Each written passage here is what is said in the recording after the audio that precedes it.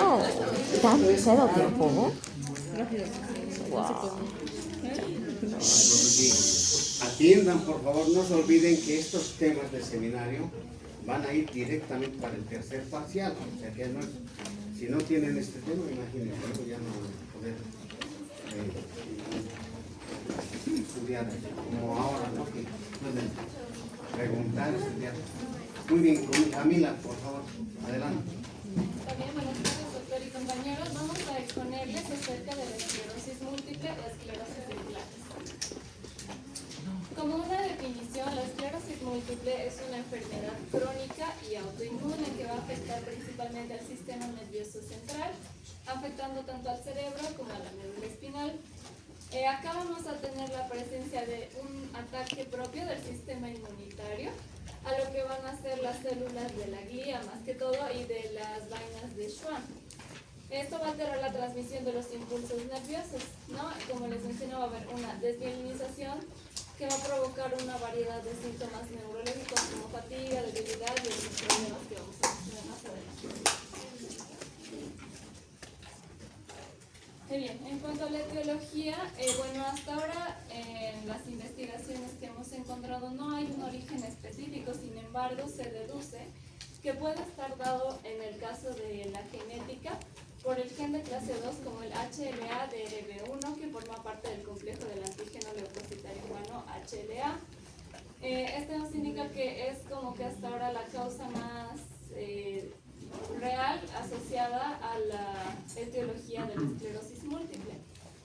Este proceso va a empezar cuando los linfocitos T se sensibilizan ante proteínas específicas del sistema nervioso central que van a reconocer como no propias, y una vez sensibilizados los linfocitos T se van a activar y van a migrar desde las sangre del sistema nervioso central a atacar a dichas células.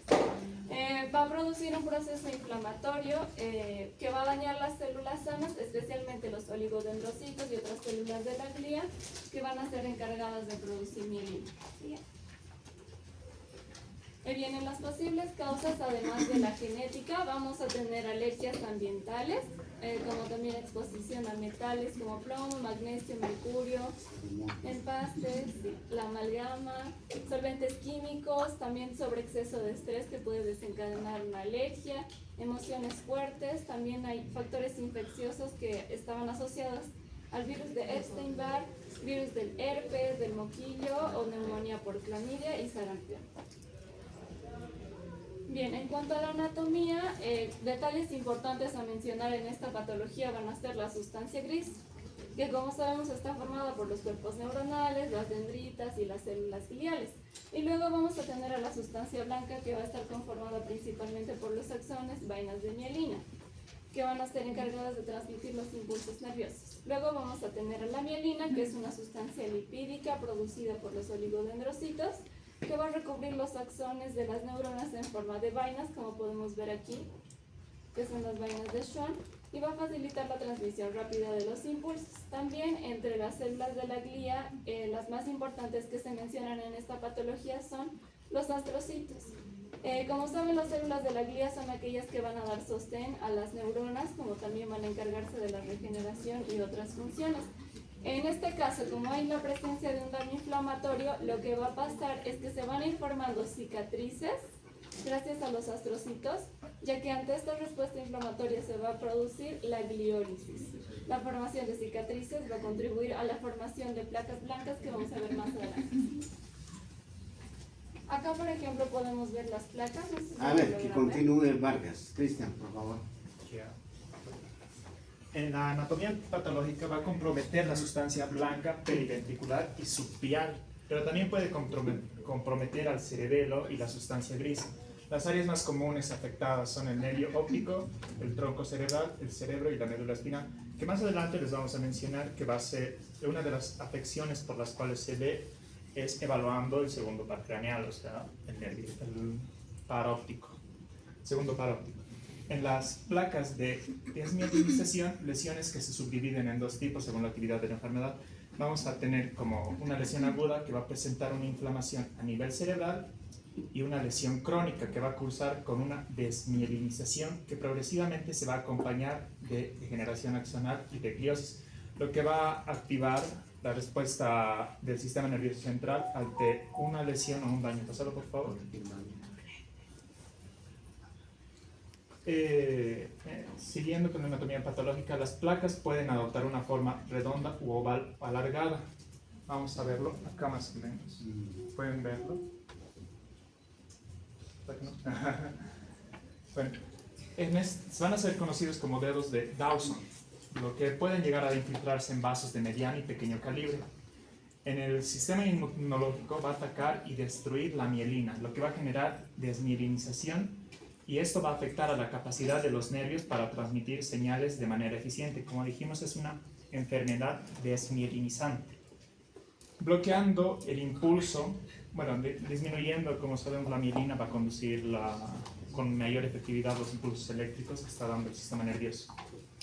Este proceso además expone a los axones a más daño, lo que puede conducir a una degeneración irreversible de las fibras nerviosas y pérdidas de funciones neurológicas. Pásalo, por favor. En su fisiopatología vamos a ver que como primera respuesta autoinmunológica va a ser el proceso inflamatorio en el sistema nervioso central.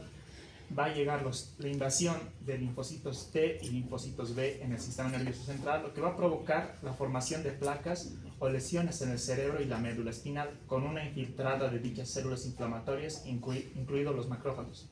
Se va a activar, bueno, se cree que se va a activar, que es inducida por un efecto secundario no esperado. La respuesta inmune multifactorial activa la enfermedad. Va a haber la inflamación, que va a ser una célula T, o sea, un linfocito T autorreactiva periférica, va a inducir a la cascada inflamatoria, lo que va a aumentar la permeabilidad de la barrera hematoencefálica y el paso masivo de leucocitos al sistema nervioso central, produciendo un edema que es capaz de dañar al axón. Siguiendo con su fisiopatología, va a iniciar un proceso de desmielinización. El autoanticuerpo se va a unir a la proteína de mielina, reconocida como autoantígeno, como la glucoproteína mielínica de oligodendrocito, o en otras palabras, la GMNO, y la proteína básica de mielina, la PMD, lo que provoca un lento proceso de desmielinización local, lo que va a llevar al bloqueo de la conducción nerviosa, tanto como la glucoproteína mielínica como la proteína básica de mielina. Son específicas para los oligodendrocitos, lo que va a explicar por qué no atacan a las células de Schwann en el sistema nervioso periférico. Pasar, por favor. En la desmielinización va a haber una disminución de la apertura de los canales de sodio internodales ubicados entre las vainas de mielina. Bueno, fuera de esto, va a estar ubicados entre las vainas de mielina, aumentando la velocidad de conducción y manteniendo la excitabilidad del axón. Dentro del sistema nervioso central, las células T, macrófagos y células B van a comenzar a producir factores quimiotácticos y citocinas, sustancias reactivas de oxígeno y enzimas proteolíticas, que van a originar una fagocitosis de la vaina de mielina y que pueden llegar a dañar al axón y da lugar a la desmielinización. Hay una constante alternancia entre la desmielinización y la tentativa de reparación de la mielina, aunque en algunos casos se pueden observar una cierta remielinización, que esta reparación no va a ser siempre ni completa ni eficaz, lo que va a contribuir a la progresión de la enfermedad. Pásalo, por favor.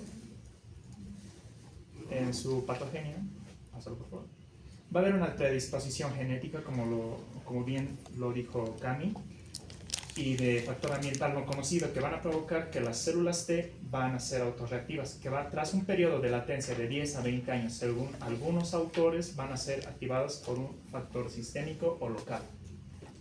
Esto va a originar una reacción autoinmune que va a desencadenar la reacción de inflamación y desmielinización. ¿Pásalo, por favor? Bueno, a ver, eso que explique Sandy. A ver, por favor, Alejandro. Muy bien, está muy bien. Está yendo muy bien. A ver, ¿qué es eso?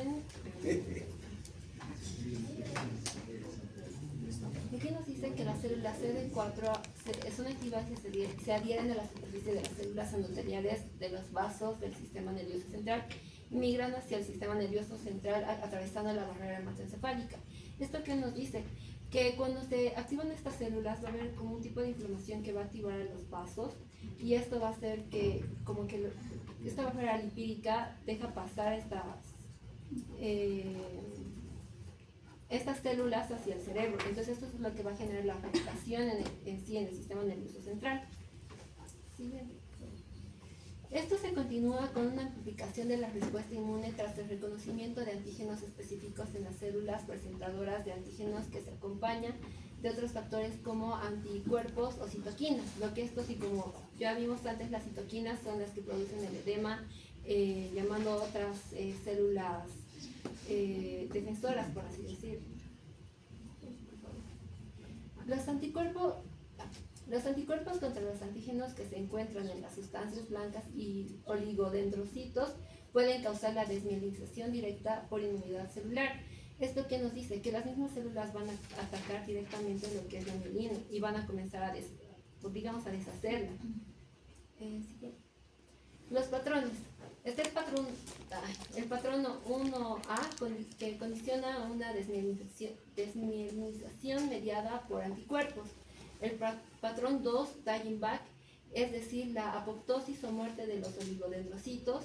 El patrón 3, que es la pérdida progresiva de los oligodendrocitos unida a una desmielinización. El patrón 4, con destrucción de los precursores de los oligodendrocitos.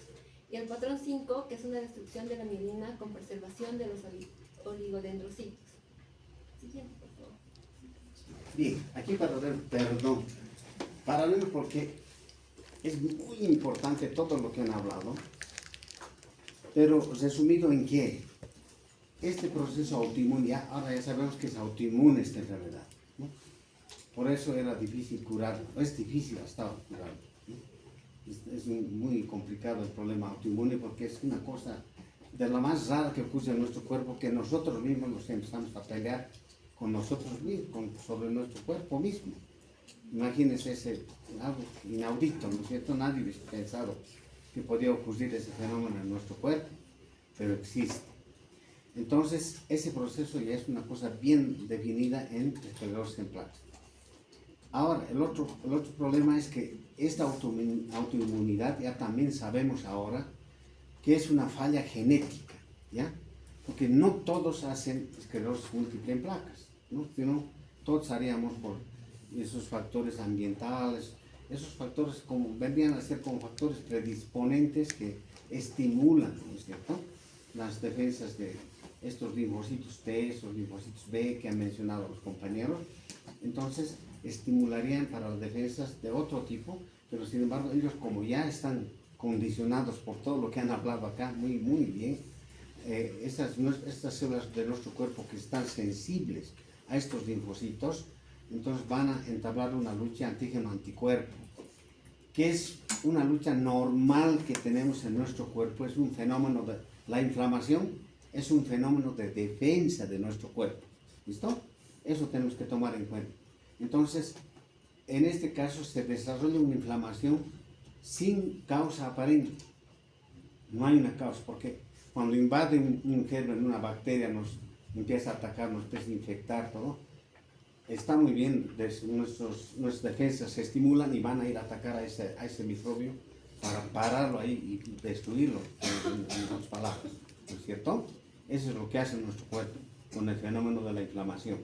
Entonces, en este caso, no hay tal, sino que a las mismas células de nuestro cuerpo empiezan a atacar y a desarrollarse este proceso inflamatorio antígeno-anticuerpo. Miren, una cosa completamente descomunal, ¿no? Una cosa que no se puede explicar. Pero existe y ya está demostrado que es falla genética. Falla genética. ¿Listo? Entonces, ahora, el problema es ¿dónde está la falla genética? ¿En qué genes? Porque aquí no es solamente un gen, son varios que tienen que ver con el fenómeno de inflamación, ¿ya? Y que tienen que ver también con nuestro sistema inmune. El sistema inmune del cuerpo es bastante amplio. Tal es así que existe una materia, una especialidad de inmunología en el cuerpo humano. Imagínense, si existe una especialidad, es por algo, ¿cierto? Porque es muy amplio, es bastante, además, especial nuestro sistema de defensas de nuestro cuerpo. Entonces acá, ahí está el problema en el momento, porque ya se pueden imaginar ustedes la complejidad de saber realmente cuáles son los linfocitos exactamente que reaccionan en esta enfermedad y ante qué estímulos de qué tipo y cómo podríamos bloquearlos ante esta reacción.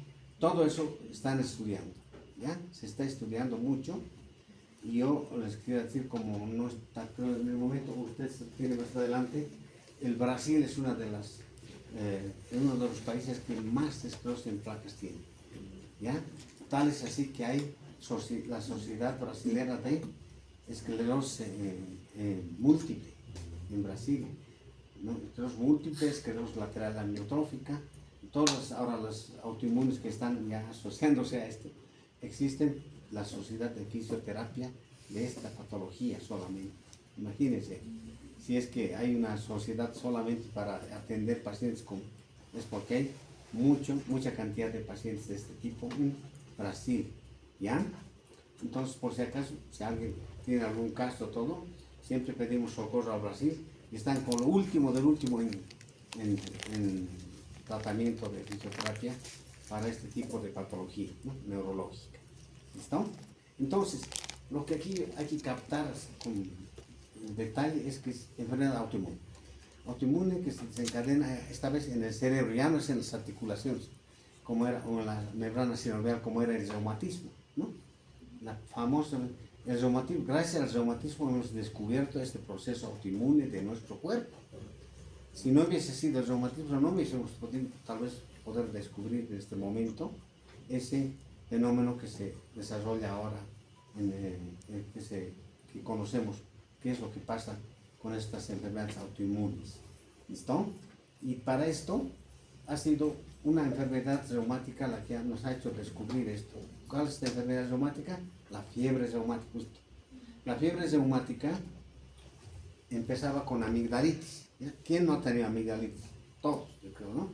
Hemos tenido amigdalitis. La amigdalitis frecuentemente era producida por el estreptococo beta hemolítico, se llamaba un estreptococo que estaba en la clasificación de los microbios que más frecuentemente atacaban nuestras amígdalas. Entonces, ese estreptococo tiene no tiene para borrar, un Kleenex, un borradorcito.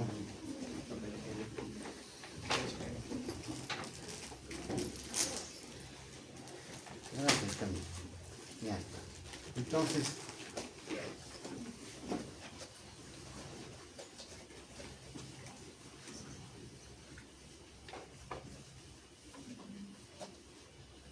bien, entonces,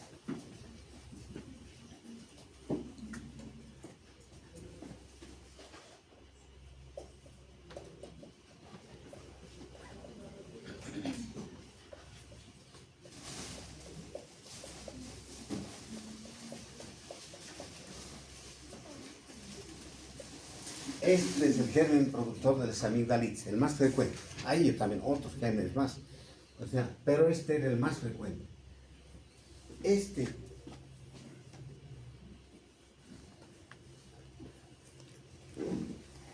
estreptococo tenía una proteína M que se llama la proteína que rodea a la bacteria y su ácido nucleico, ¿ya? Que es el núcleo por el cual se reproduce este germen, ¿no es cierto? Pero tenía una proteína M.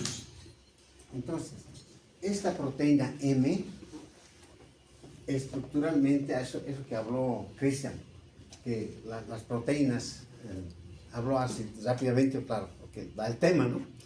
De los oligodendrocitos en este caso. Entonces, es muy parecida esta proteína M de este germen a una proteína M que existe en la membrana sinovial de nuestras articulaciones. Casi idéntica, casi igualita. Muy ligera variación tenía esta proteína M que se encuentra entonces en la membrana sinovial. Entonces, este estreptococo, como era atacado por nuestras defensas, ¿no?, para destruirlo y que no nos infecte, entonces creó una sensibilización a esta proteína M. ¿Ya? Entonces esos linfocitos que habló Cristian, es linfocito T, linfocitos memoria, tenían memoria de que esta proteína M es de una bacteria que nos hace daño. Pero que esa proteína M infelizmente existía también en nuestro cuerpo muy parecido en la membrana sinovial. Entonces, estos linfocitos T en algún momento no solo ya van a ir a atacar a este germen, que aunque no tengamos ya, van a atacar a la membrana sinovial de nuestro cuerpo y producen el reumatismo. Miren, entonces esto ha sido clave para descubrir el proceso autoinmune. Esta es la autoinmunidad. ¿Ya? Entonces, ahí se acabó la cosa, esto no es infeccioso, nada. Que una infección es la precursora para eso, sí. Entonces ahí nos confundía mucho, ¿no? Que había esta infección por medio anteriormente a que se produzca este proceso autoinmune en nuestro cuerpo. ¿Sí? Pero este proceso se repitió muchas veces, había todo. Entonces, ¿por qué no todos teníamos reumatismo? Ahí fue la otra pregunta, ¿no? Porque si reacciona así, nosotros también hemos reaccionado igual, hemos formado igual anticuerpos para esta proteína M y que existe en nuestro cuerpo. ¿Y por qué no hemos hecho reumatismo? Porque ese reconocimiento de esta proteína M no era tan específica y atacaba nomás directamente a nuestro cuerpo. Entonces, aquí hay una falla genética por la cual nuestros linfocitos se confunden y no actúan como en la mayoría de nosotros actúa, que diferencia bien. Basta un radical, no sé cuál, de bioquímica, que puede, un hidrógeno más o un carbono más en la fórmula, va a diferenciar, pero el resto es idéntico.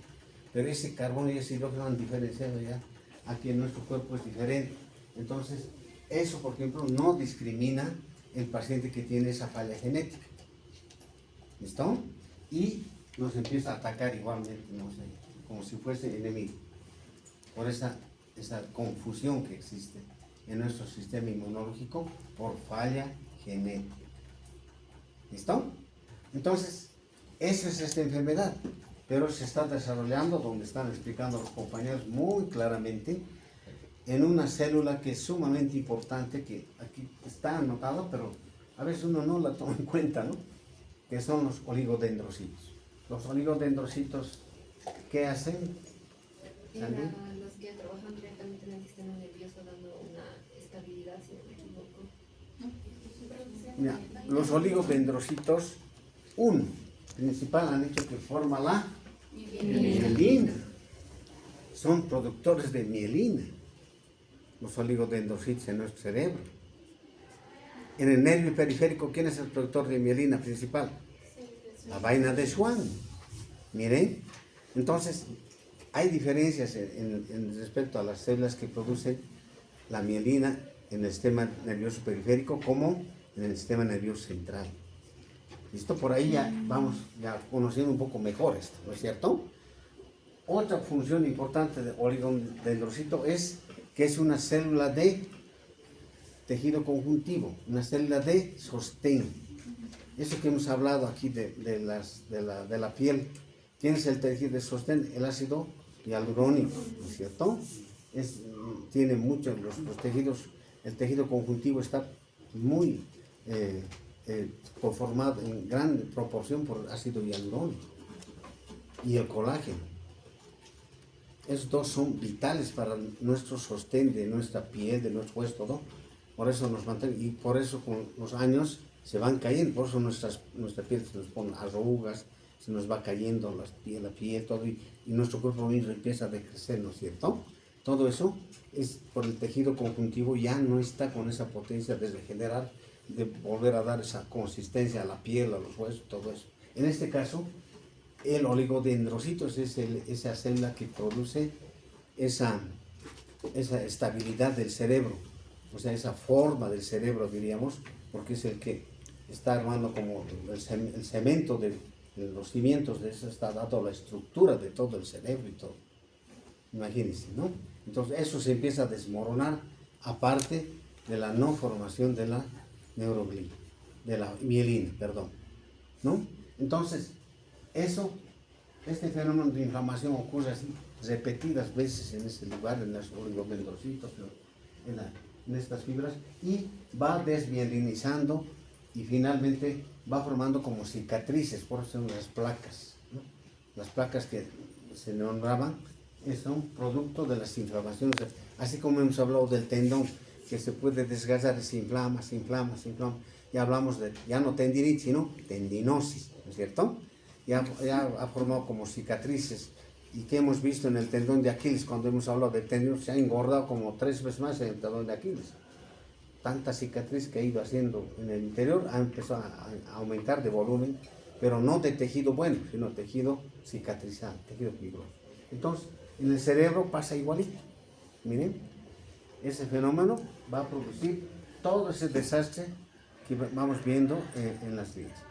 Entonces, aquí es importante para nosotros, sí, ciérralo por favor, Cristian. Ciérrala, perdón, no puedo. Lo más importante para nosotros definir, ¿no?, dónde podemos parar. Miren aquí, por eso he hecho un alto, dónde nosotros podemos intervenir en esta enfermedad. No cuando ya esté degenerado completamente, esa cicatriz, ese tejido fibroso, esas placas ya estén en gran número en el cerebro, en médula. Ahí ya no sé qué pueden hacer. Ustedes van a destruir todas esas placas con algo de fisioterapia. Imposible, ¿no es cierto? Entonces, aquí está lo importante que quiero que capten del tema, para que no sea un tema más que han sabido, han hablado y punto, ¿no? Entonces, aquí ya se les va a quedar esto ahora ustedes, ¿no? Ahora, ¿dónde actúo yo? A ver, les estaré pensando, vamos a ir viendo más ahora de la clínica, todo. Continúa, por favor, Alejandra, ¿no? Hasta que la clínica, ya a ver que sea Menacho.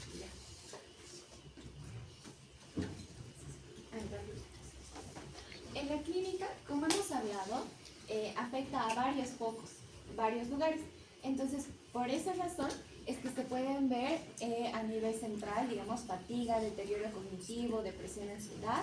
También hay problemas a nivel visual, como nistagmus, neuritis óptica, diplopia. También problemas del habla, como disartria. Problemas en la garganta, como disfagia. Problemas a niveles musculoesqueléticos, como debilidad, espasmos, ataxia. También hay problemas a nivel de sensaciones, porque pueden llegar a sentir dolor o hipoestesia o parestesia. También hay problema a nivel intestinal, con incontinencia, diarrea o estreñimiento. Y finalmente podemos ver a nivel urinario, con incontinencia, frecuencia o retención. Ahorita lo vamos a especificar un poco más. ¿Sí? Entonces, primeramente se ven episodios. ¿Qué? Episodios de déficit neurológicos reversibles. Es decir, que la persona tiene crisis, pero pasada la crisis se revierte, pareciera que ya está bien. Eso es lo que pasa. A menudo van seguidos de un deterioro neurológico progresivo con el tiempo. Es decir, que en esa crisis, en la fase aguda, pasa el proceso, digamos, de desmielinización. Parece que todo está bien, pero no.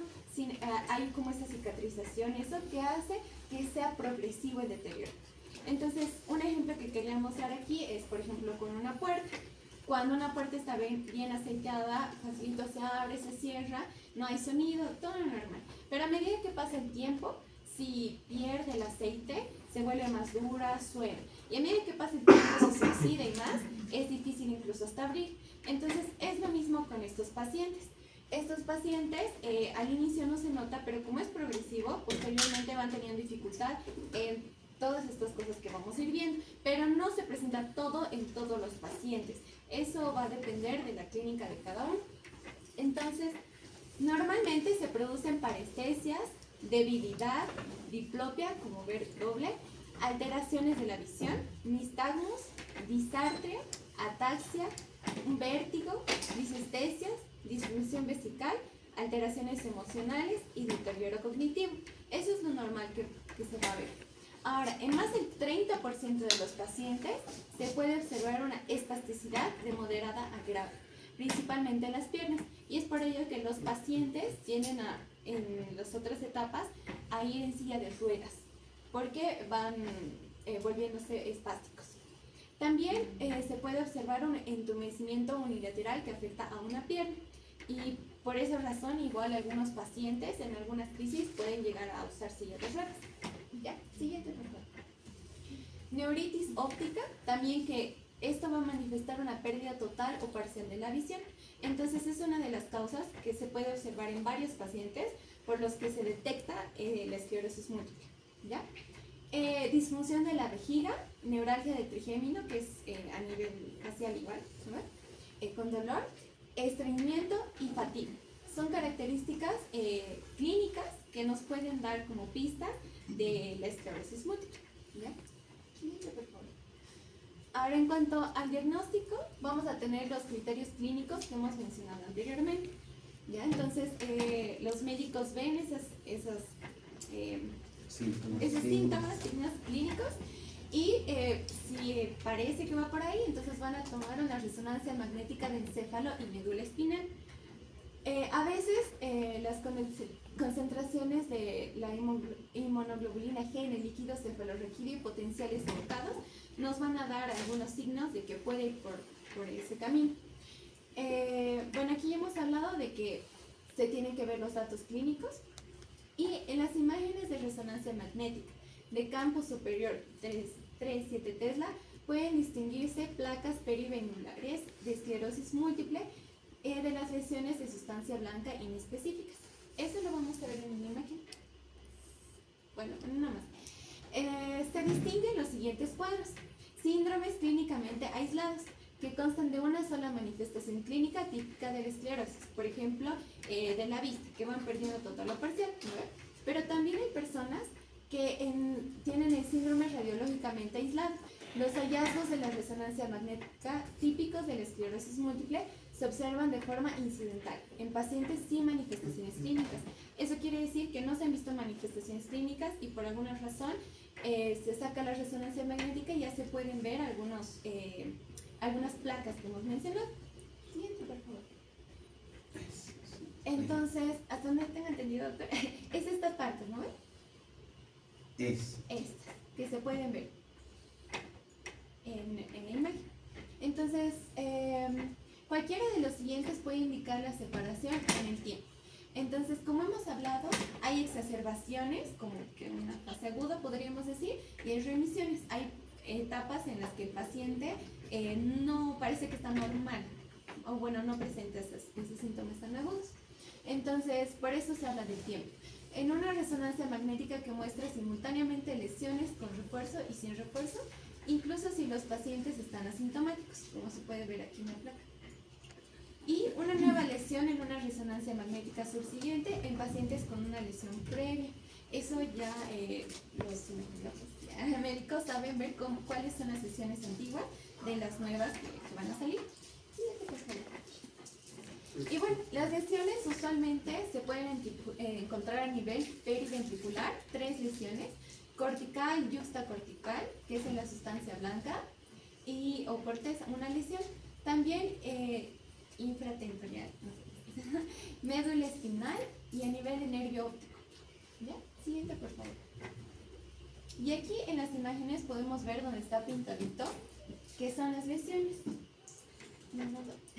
Que se pueden ver las lesiones como placas, sobre todo donde está a nivel rojito, como por ejemplo aquí a nivel de color, donde está rojito nos indicaba que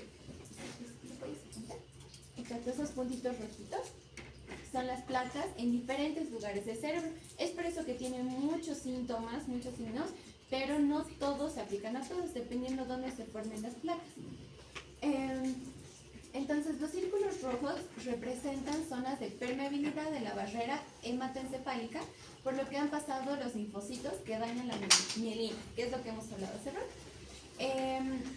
Y ahí se ve la apariencia normal en las secuencias convencionales de resonancia magnética.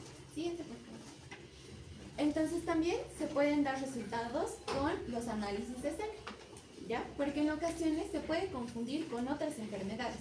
En este caso, el análisis de sangre podemos hacer diferenciación con los trastornos sistémicos, lupus, eritematoso sistémico y de las infecciones, enfermedades de Lyme, que pueden imitar a la esclerosis múltiple y deben ser excluidos con análisis sanguíneos específico. Entonces, no se olviden de estos, que puede haber confusión. Y también con un examen de líquido cefalorraquídeo. Y se debe descartar una infección, la enfermedad de Lyme del sistema nervioso central. Siguiente, por favor. Entonces, el pronóstico en una persona con esclerosis múltiple es variable, imprevisible, porque no se sabe qué tiempo va a tener su etapa de remisión y de aparición. Entonces, en la mayoría de los pacientes, sobre todo cuando la esclerosis múltiple comienza con una neuritis óptica, las remisiones pueden durar meses a más de 10 años. Entonces, no se sabe cómo va a ir progresando la enfermedad y es por eso que se hacen controles constantes. Bien, ahora que venga Becker para hablarnos del tratamiento, pero antes también quiero hacerles una pequeña aportación acá. La esclerosis, como verán, no se va a producir en todo el cerebro, felizmente, porque si fuese así, nos moriríamos, ¿no? Se moriría el paciente, ¿sabes? Pero no es así. Empieza, como ha explicado la compañera Alejandra, de a poco en algunos lugares aparecen, ¿no? Entonces, ahí es donde ya nosotros tenemos que conocer los lóbulos del cerebro y qué funciones tiene cada lóbulo, principalmente. Por lo menos.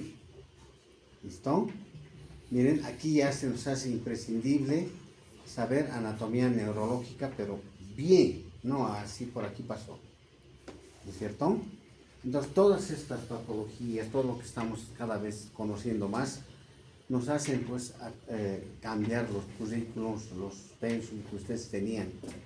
Si ustedes se remontaran a lo que yo empecé con fisioterapia antes, el pensum era sencillísimo, muy poco, no era muy grande, ampuloso, nada.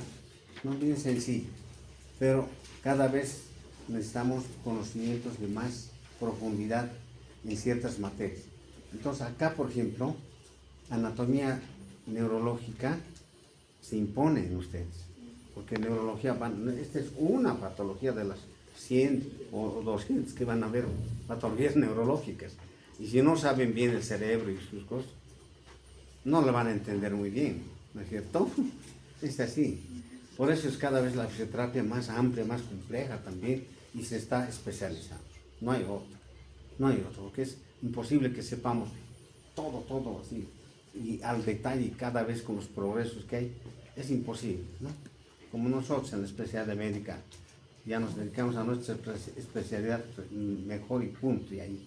En eso sí estamos bien, pero que saber de neuro, de reumato, bien difícil, ¿no es cierto?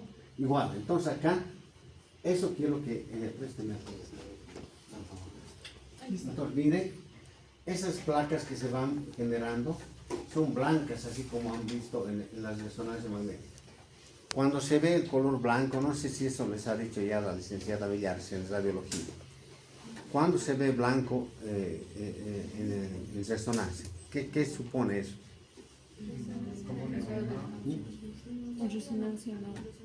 Eso es lo principal, pues, de ustedes que tienen que saber, porque ya después van a aplicar todo. Estoy viendo blanco aquí, no es normal.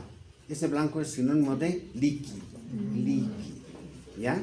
Cuando vean blanco en resonancia magnética, es líquido. Ahora hay dos técnicas de resonancia, T1 y T2 van a escuchar hablar, miren. En T1 van a ver blanco, en T2 negro, miren. Entonces ahí es la diferencia. A ver, mostrame T1, ¿sí? Está inflamado, entonces hay inflamación, hay líquido en estos lugares donde no debería haber, ¿listo?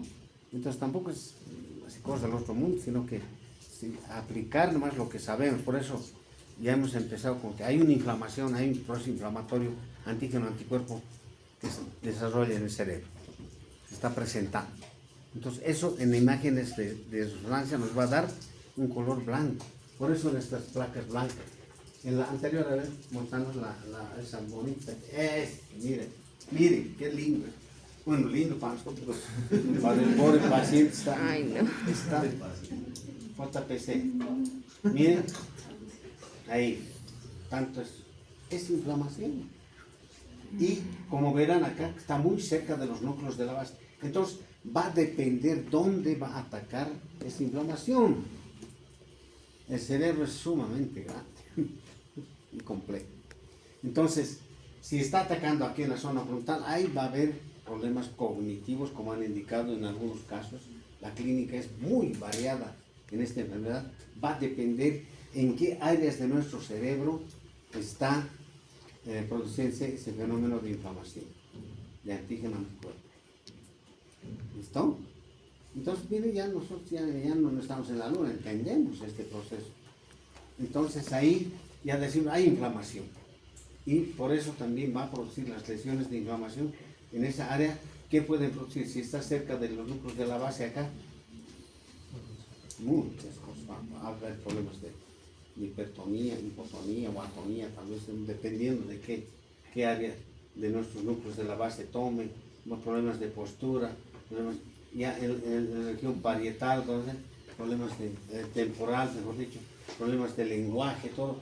Entonces va a depender dónde está produciéndose ese fenómeno de inflamación en nuestro cerebro. ¿Listo? Pero ustedes ya sabiendo el cerebro, qué funciones tiene el área frontal, parietal, temporal, occipital, ya no van a estar en la luna, sino está atacando a este nivel. A ver, la resonancia, sí, está aquí, está la inflamación en este nivel.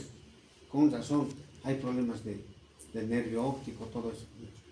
Entonces, ya sabemos dónde está el problema. ¿Sí? Ya. Entonces, aquí yo creo que ahora para el tratamiento, miren, ya no vamos a decir, sí, voy a hacer por un tratamiento. Y lo que no va mucho es la parte, ataca la corteza del cerebro. Es una de las cosas.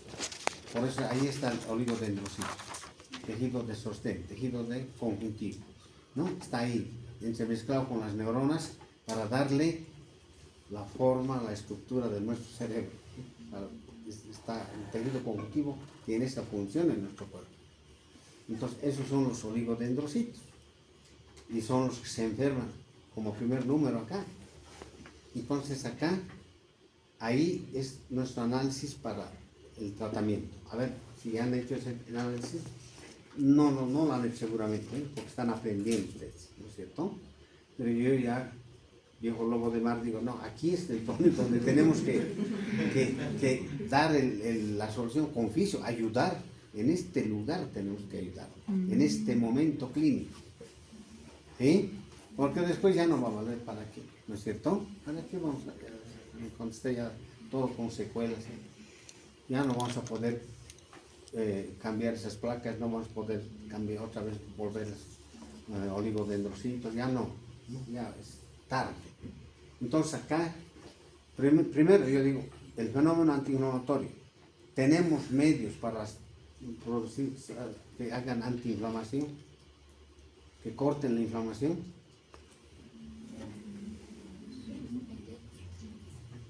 A ver, ahí está la gran pregunta para ustedes que están, es que así ya tienen que estudiar, así tienen que estudiar, porque ¿para qué voy a estudiar? ¿Saben? No sé después para qué voy a aplicar, cómo voy a aplicar. O digo, no, este enfermo no puedo hacer nada, no tengo yo los medios en este momento, al menos no tengo nada para poder hacer nada por esta enfermedad. Lastimosamente, estoy todavía nulo. Aquí me toca investigar. Ahí están, las investigaciones nacen de estas cosas. No puedo hacer nada aquí como y sin embargo sé que el cerebro se está dañando, se está inflamando, se están formando cicatrices, fibrosis, que podría evitarlo. Tengo los medios, pero no puedo llegar a esa zona. ¿Cómo llego? Miren, ya motivaciones para ustedes a decir, tengo que investigar esto, tenemos que llegar de alguna manera. Ya sabemos que podemos hacer en otros lugares profundidades mayores que a nuestro cerebro. Entonces, ahí está el desafío. Miren, entonces acá el secreto para el tratamiento de ustedes es evitar estas, porque las inflamaciones van a hacer las cicatrices, las fibrosis. ¿Sí? Entonces, igual que una herida de una piel, pónganse ustedes así, cuando se infecta, cuando se inflama, por ejemplo, no se cierra fácil la herida, queda una cicatriz fea, ¿no es cierto? Y una zona diferente en nuestra piel, ya que no se está contactando con nuestra piel, ya ha perdido sus funciones, además, ese pedazo, ¿no es cierto?, de cicatriz. Igualito pasa en nuestro cerebro, igual. Por eso que ya no hay conexiones, todo eso, y ahí viene el desastre. Entonces, es cortical, es de la corteza el problema, porque los oligodendrocitos están en la corteza y en la sustancia gris, si vale el término. ¿Listo? Entonces, ese problema de inflamación va a depender de los lugares donde esté esta inflamación, y para que nosotros también podamos decir, aquí puedo hacer mi terapia antiinflamatoria, si disminuye esa inflamación, le voy a ayudar, lo voy a ayudar, porque estoy haciendo que no se produzcan más cicatrices ahí, no se va a producir, le estoy parando la inflamación, ¿no? Ahora, ese es el problema. El otro problema, como es autoinmune, ahí está la inmunología, ¿no?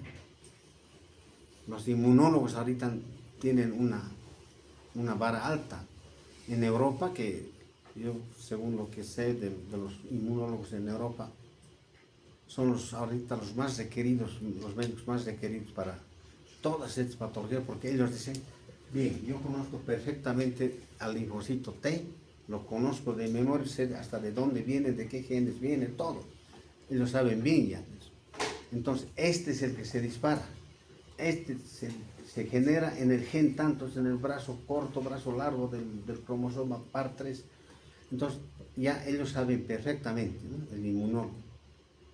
Y nosotros ahí tenemos que acercarnos al inmunólogo, tenemos que ir con el inmunólogo. Decir, muy bien, entonces, ¿cómo puedo pararlo, inhibirlo para que no se dispare este problema? ¿Tendría algo con fisioterapia para poder parar esa reacción inmunológica anómala, patológica que está pasando en nuestro cuerpo? Esa es la otra pregunta que tienen que hacerse ustedes. ¿Sí? Entonces, sí, tal vez sí, ya hay algún indicio de que nosotros podemos hacer, inhibir alguna, por lo menos en cierta forma eso. Entonces ahí, siendo eso un efecto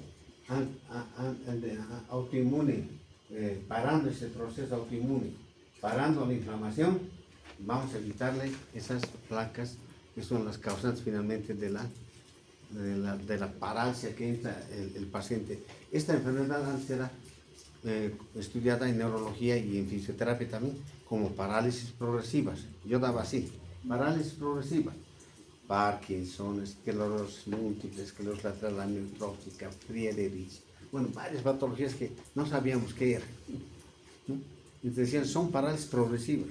En eso no hay nada que hacer en fisioterapia, hay que dejarlo más, va a ir nomás a una parálisis definitiva, irremediablemente, no hay nada que hacer. Así era nuestro concepto esas veces. Ahora no, ahora sabemos ya qué pasa, dónde, por qué, tenemos un autoinmune, ya lo conocemos. Entonces ahora está nuestro desafío en saber cómo parar este proceso, que no es tampoco ninguna otra cosa, somos una inflamación, pero repetida, una inflamación de la nada, diríamos así, que se produce por falla genética. Entonces ahí la falla, si corrigen la falla genética, listo, acabó la enfermedad, ¿no? Ahí es, y están en eso. Van a acabar ya mucho, van a escuchar, ustedes van a escuchar seguramente ya muchas enfermedades que ahora estoy hablando, y dicen, doctor Rangel decía esto, y mire, y ahora ya tiene cura, ya genéticamente ya lo pueden sanar a ese gen que estaba enfermo. Esa es la nueva medicina actual, ¿no? Y ustedes tienen que estar colados ahí con el inmunólogo en este caso. ¿Cómo podemos inhibirlo a este linfocito para que no se pelee? Lo tenemos que tener a raya así con poquitos linfocitos nomás de ese tipo, porque el momento que aumentan van a a pelearse con nosotros más. Entonces, una de las normas es del paciente de este tipo autoinmune que no tenga infecciones, nada, ni gripe, porque eso siempre estimula defensas y va a estimular también su enfermedad.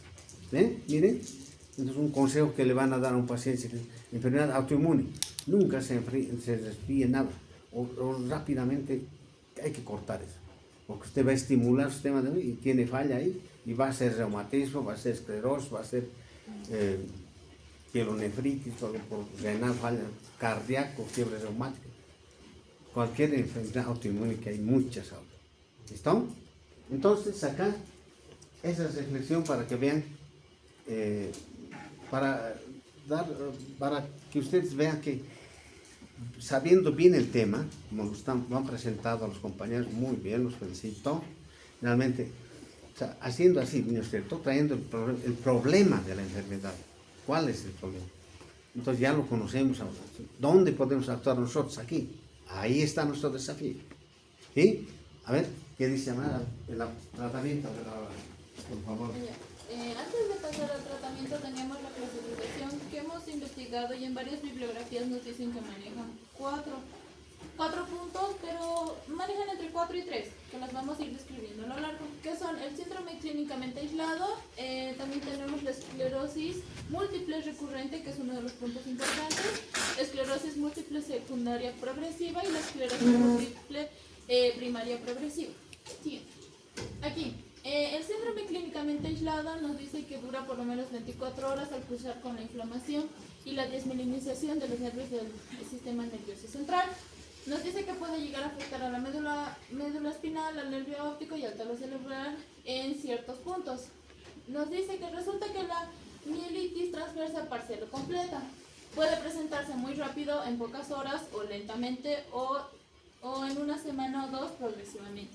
También nos deriva que hay mucha debilidad muscular, sensaciones anormales en los brazos, piernas, problemas urinarios o intestinales, signos de Lehmite, una sensación de choque eléctrico al mover el cuello, etc.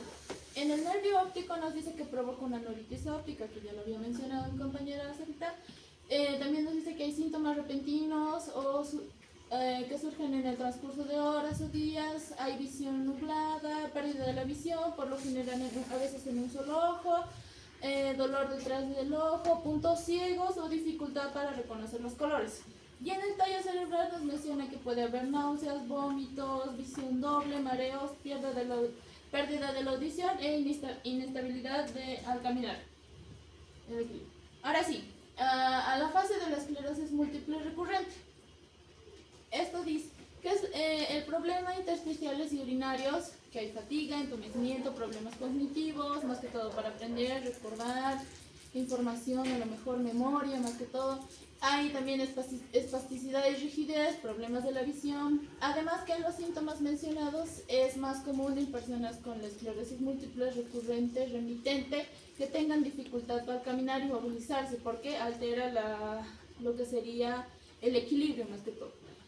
En esta fase ya podemos pasar a la rehabilitación, pero hay, como lo había mencionado, de estos componentes puede ser activo, inactivo, puede ser activo progresivo o puede ser activo no progresivo.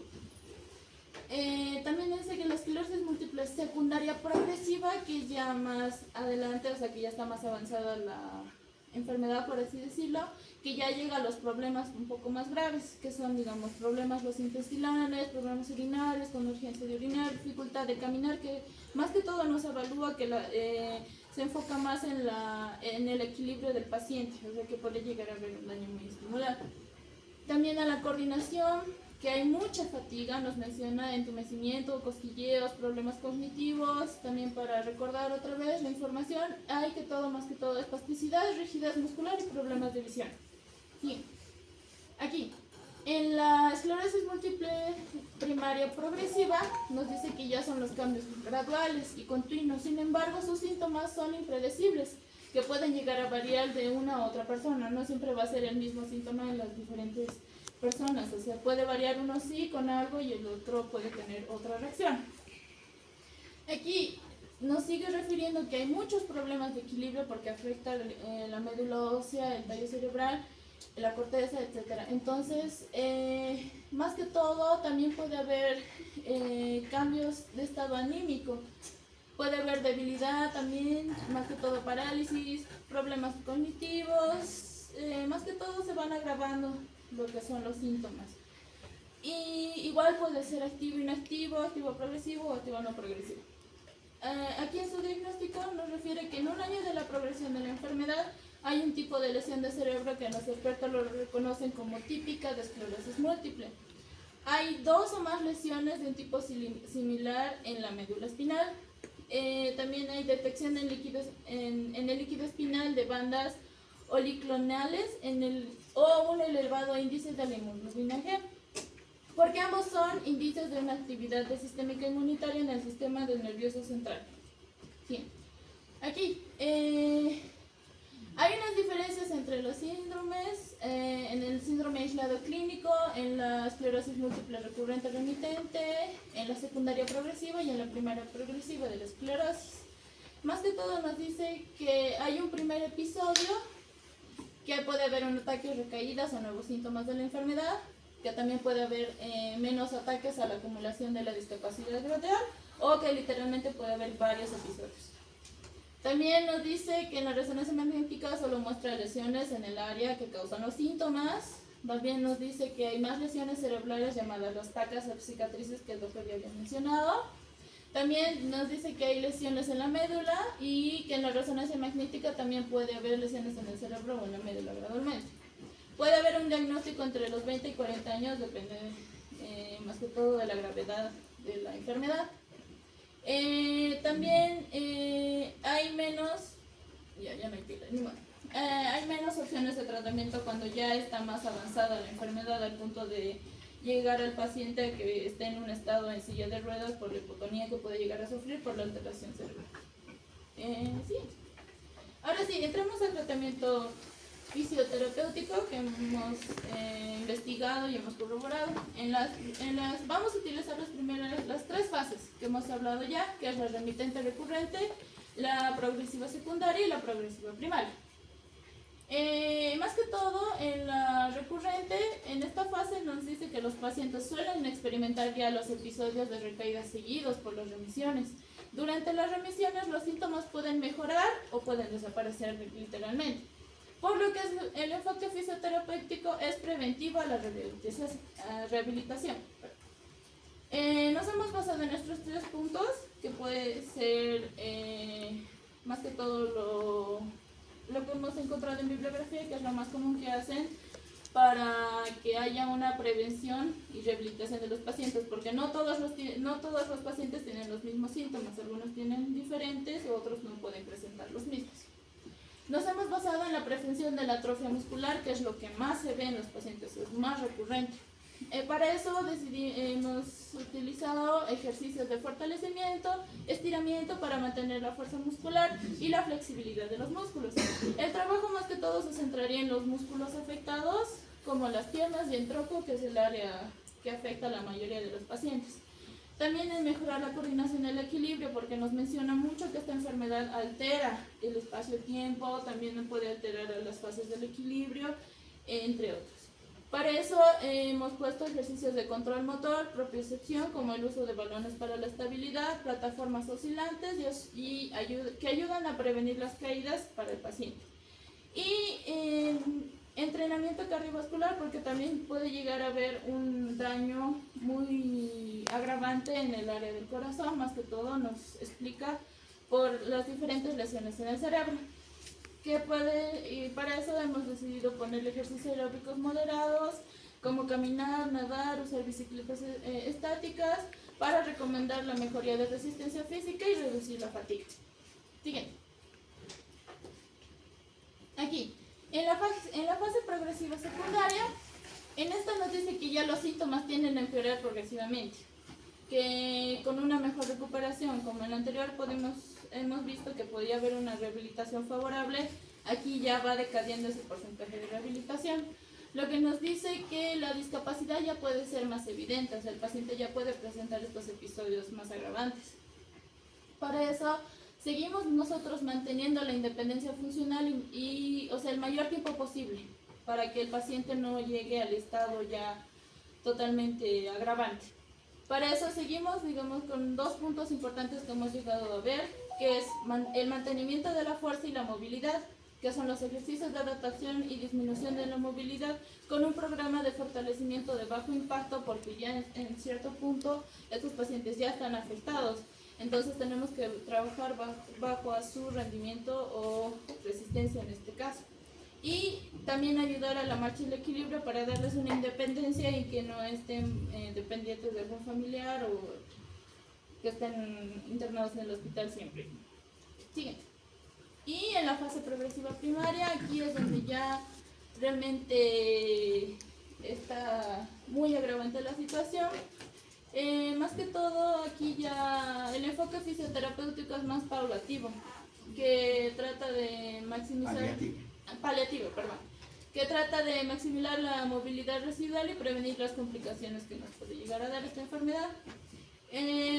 Cuando ya el paciente está totalmente agravado, ya no puede tener independencia simplemente y solo puede hacer movimientos a lo que le puede permitir esta enfermedad.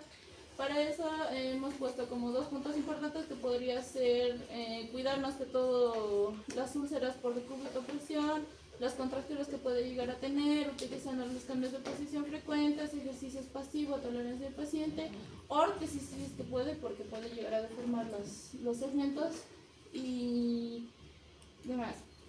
También una movilización asistida, si es que el paciente ha perdido gran parte de su movilidad, se puede realizar movilizaciones pasivas asistidas con el fisioterapeuta o un equipo de movilidad para mantener la flexibilidad articular y prevenir el acortamiento de los músculos. Bien, miren, entonces, una cosa antes, el problema aquí es espástico, ¿ya? Y otra cosa que quiero decirles, con este tratamiento que han esbozado los compañeros, entre ellos que está así en los libros actualmente, todavía mantenemos este tipo de esquema de tratamiento, pero quiero decir que la esclerosis múltiple siempre es progresiva. Nunca se va a detener, ahí nomás se va a curar. No, va a seguir hasta incapacitarlo al paciente definitivamente. ¿Listo? Esa es una cosa que ocurre en la práctica. Entonces ustedes van a recibir pacientes con espasticidad. Aquí lo primero que van a tener es espasticidad. Ahora, si ataca los núcleos de la base, por ahí están el proceso autoinmune, entonces ahí ya sí van a hablar de hipertonía, ¿no? Hipertonía. Entonces para nosotros es grande la diferencia, ¿no? Tratamos de diferente forma la espasticidad y de diferente forma el tono, ¿no es cierto? Entonces tenemos ya una división bien clara en eso. Entonces, aquí es definir eso. Tengan en cuenta que es cortical el problema, en la corteza es espasticidad, sistema piramidal. ¿Listo? Entonces, bajo ese concepto ya tienen que enfocar al paciente con esclerosis.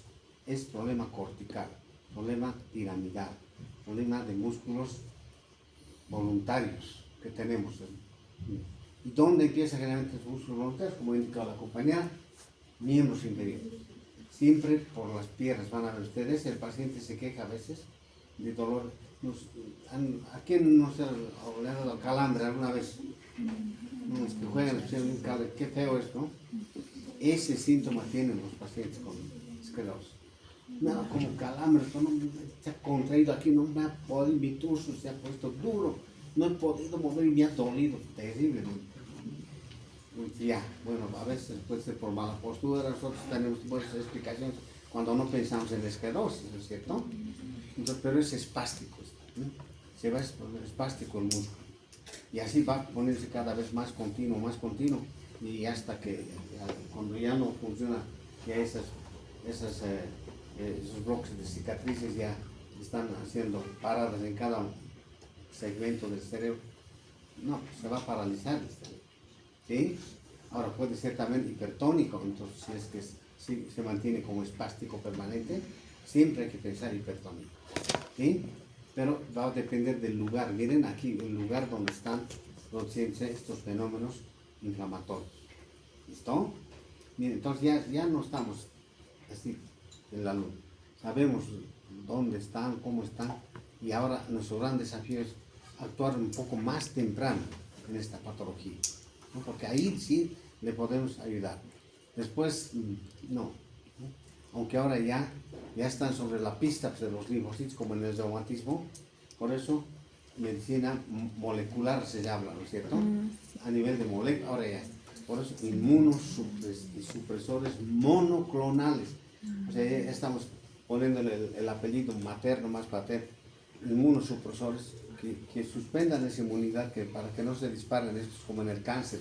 Esas células las pararemos y listo, y ya no va a haber cáncer. Así igual en esto. A estas células de nuestro cuerpo de defensa que se están disparando, pararlas, ¿no? que no se disparen. Entonces ahí está la parte médica, está con sus medicamentos bloqueando. Y hay por eso tratamiento para el reumatismo. Miren, ya hay tratamiento.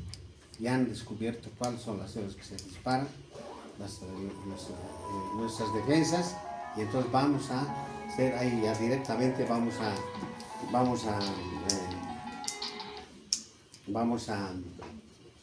hacer que se pare ahí, ¿no es cierto?, esta lucha antígeno-anticuerpo, y ahí sería realmente le haremos un gran favor al paciente y realmente trataríamos esta patología que hasta muchos años atrás no podíamos hacer nada. Ahora ya sabemos, podemos hacer muchas cosas ante esta espasticidad, ¿no? Ante la neuritis óptica, ¿algo habrá beneficio? Es igual, es irreversible, progresiva la neuritis. Y generalmente he visto en niños se produce este problema de neuritis óptica y se produce ceguera. Es bien penoso, para llorar realmente. El niño de pronto nos dice, no puedo ver un niño así, no puedo ver. El niño es dramático cuando la vista es increíblemente importante, ¿no? Y se produce un gran problema psicológico además en los niños, ¿no? De pronto no es una ceguera así que se produce rápidamente sin causa aparente. Hay que pensar en resonancia. La resonancia nos da, aquí están las inflamaciones en el nervio óptico, es neuritis óptica. La primera cosa que es esclerosis. Eso va a ir ahora, si descubrimos los anticuerpos ideales para bloquear ahí, para los inmunosupresores, bloqueados para esta enfermedad, es la clave. Esa es la clave. Y están en eso. Ya tal vez ya lo tengan, ¿no? Ya están en eso los investigadores de esta patología, ¿no? Así que ya, ¿no? Miren, esa es una patología que seguramente tal vez algunos colegas todavía siguen manteniéndolo como idiopática y todo eso así, ¿no? Pero no es. Autoinmune desmielinizante. Ya con esas dos cosas nosotros decimos es para fisioterapia, porque la desmielinización podemos hacer para mielinizar nervios periféricos, especialmente es un éxito con fisioterapia. Podemos mielinizar al nervio, pero el cerebro, ahí está nuestro problema. Miren, ¿no? Ahí está lo bonito de la profesión, ¿no? De ustedes. Aquí está ahora, ¿qué hago en esto? ¿Cómo puedo hacer algo, pero cómo llego ahí? ¿Cómo qué aparato? ¿Cómo dosis?